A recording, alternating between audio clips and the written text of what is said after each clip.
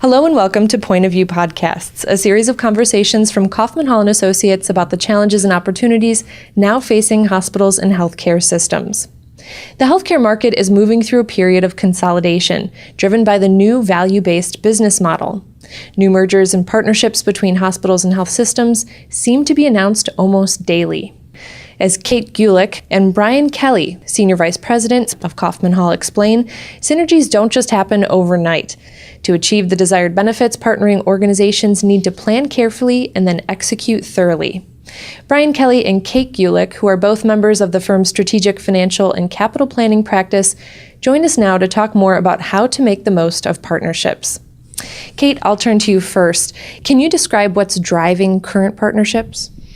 I think now, given the changes with healthcare reform and the challenges in reimbursement, partnerships are taking more of a strategic rationale versus a financial rationale. In the past, organizations merged more out of need or out of a bankruptcy or out of the inability to sustain current performance.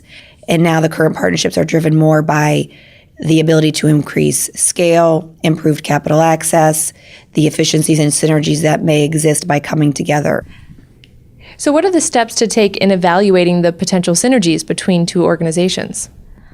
I think the first thing to understand is the current position of each organization. So to know where are you right now and how do you measure up in the changing landscape of healthcare reform. And so that's the first critical piece as it lays the foundation for where both of the organizations are going to be.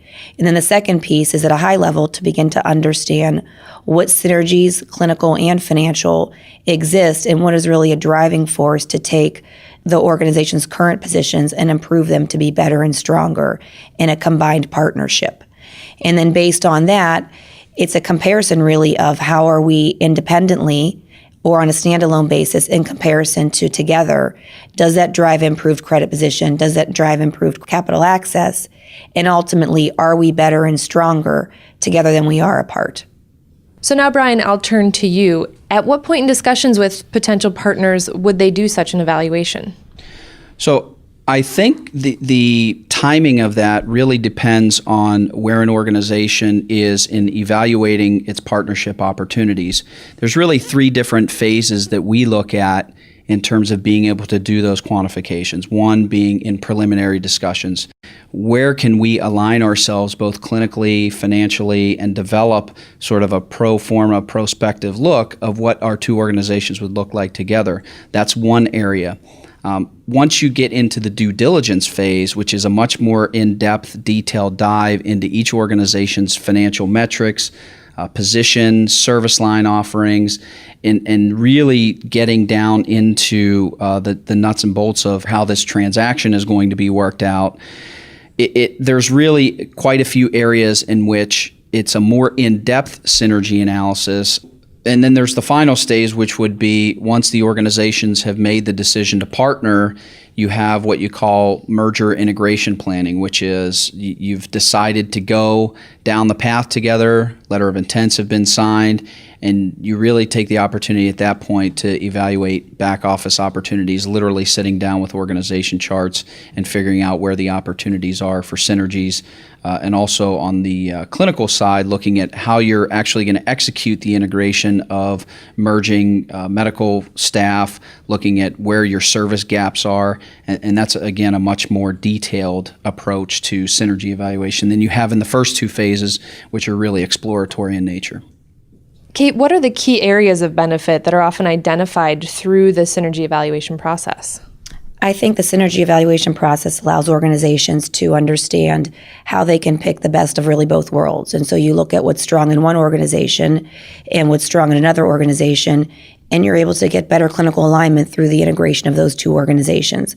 Additionally, there's the ability to rationalize services across the organizations and ultimately lower operating costs for both organizations. And then there's obviously the non-labor opportunities, which is better purchase service contracts and a reduction in supply costs via the ability to achieve better rates with the increased scale. There's also capital structure changes that can occur when two organizations come together, and those ultimately result in better credit positions and lower interest rate costs. And so that saves the organizations when they come together. And finally, the ability to consolidate back office functions generates increased savings for organizations. Ultimately, the ability to reduce these operating costs for both organizations results in a combined entity that's stronger and has more capital capacity to reinvest in both its facility and its community. Brian, can you tell me a little bit more about the benefits that the community might experience? Sure. So just picking up on what Kate had mentioned there with the benefits to the community, I think where sometimes things get lost in terms of benefits, we all as financial people think immediately finance is the benefit, and improving your operating margin, improving your days cash on hand, those types of metrics are the benefit that you get financially. The community may look at it differently in that their benefits would be in the form of better access to the right levels of care.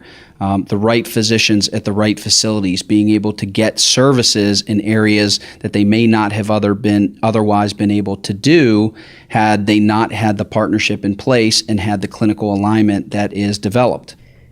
Of these various benefits that partnerships can achieve, where do organizations get the biggest bang for their buck? There are immediate term opportunities such as back office consolidation, revenue cycle improvement, and those two are typically going to be where you can generate the quickest impact in terms of generating those savings, i.e. you can typically get those done within the first 6, 9, 12 months.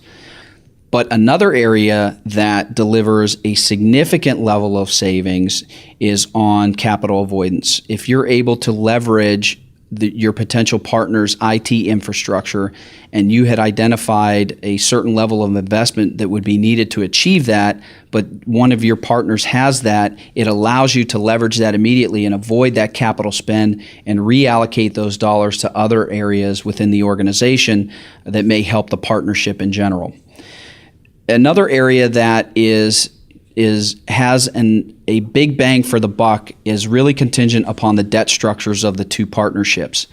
If an organization is a lower rated credit and partners with a higher rated credit, the ability to restructure that debt under the higher rated credit can generate significant levels of both interest and principal payment, i.e. cash flow savings to the client. So those are really the biggest areas, at least for what we would call immediate impact within the first probably 3 years is when you'd really ramp up the full expectations of generating those savings. Long term, the benefit to the partnership is going to be through clinical integration. As reform begins to take hold and we shift from a fee-for-service to a value-based care environment, that clinical integration that happens in the partnership evaluation is going to help position to be able to manage those issues down the road.